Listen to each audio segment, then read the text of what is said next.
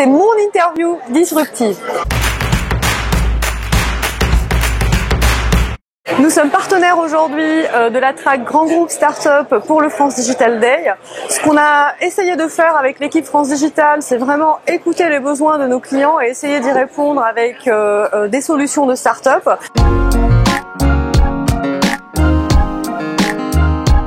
Nous, à travers notre activité donc d'innovation pour Capgemini, chez Capgemini France, nous avons développé un réflexe systématique où en fait nous allons répondre aux problématiques de nos clients avec des solutions de start-up.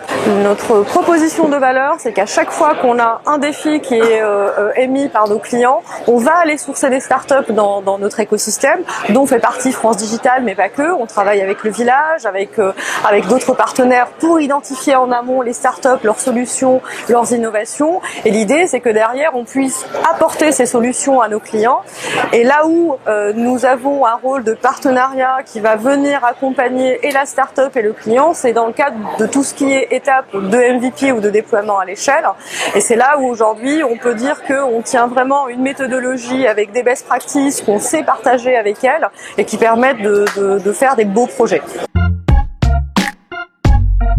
Nous accompagnons les startups notamment à travers des programmes de mentoring où en fait nous mettons à disposition des consultants qui vont passer du temps avec les startups pour les aider dans leur business plan, dans leurs problématiques techniques ou autres. Ça c'est quelque chose qu'on a lancé ces derniers mois qui prend vraiment forme et pour lesquels il y a un réel intérêt et engouement de la part aussi de nos collaborateurs qui eux aiment et apprécient particulièrement ces moments-là avec les startups. Les défis de l'innovation d'aujourd'hui et je pense les 30 prochaines années, ça reste quand même l'intelligence artificielle. C'est aujourd'hui un sujet qui est à peine en train d'émerger. On voit à peine la partie immergée de l'iceberg, comme on dit. Et je pense que ça va nous occuper pleinement les 30 prochaines années parce qu'il y a beaucoup d'impact et de choses surtout à travailler, que ça soit auprès des startups ou avec nos clients. Être disruptif, pour moi, c'est un savoir-être au quotidien. Et j'ai envie de dire, mieux vaut l'être plutôt qu'en parler.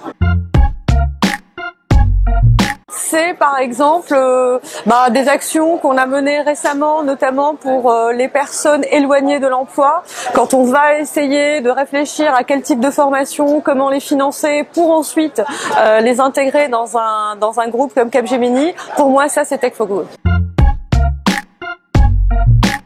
Je dirais Waze, en bonne parisienne, c'est quand même magique, matin et soir. Le deuxième, je dirais WhatsApp, parce que bon, forcément, aujourd'hui, WhatsApp, ça aide à gérer son quotidien, ses relations professionnelles, amicales et même privées. Le troisième, je dirais que celui que j'utilise le plus aussi, c'est Skype. Non, c'est pas vrai. C'est Siri que j'utilise le plus.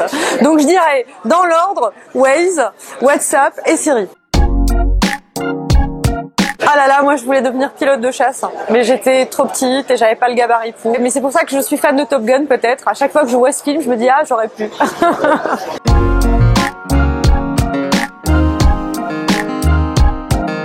Je crois que quand j'étais petite, je me suis toujours dit, mais moi je veux être heureuse. Et heureuse en étant accomplie. J'ai jamais eu un métier et aujourd'hui je peux dire que je suis pas loin de réussir.